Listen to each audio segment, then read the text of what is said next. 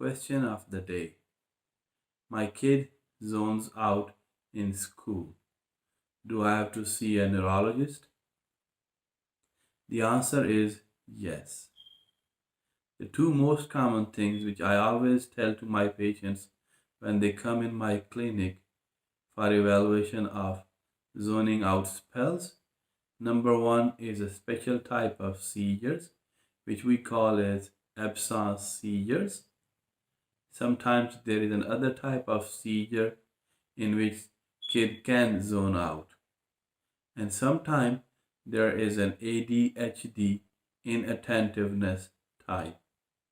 So I will say if your kid zones out in school or his or her teacher mentioned to you that your kid is zoning out in school, it's always better to see your neurologist. Thanks.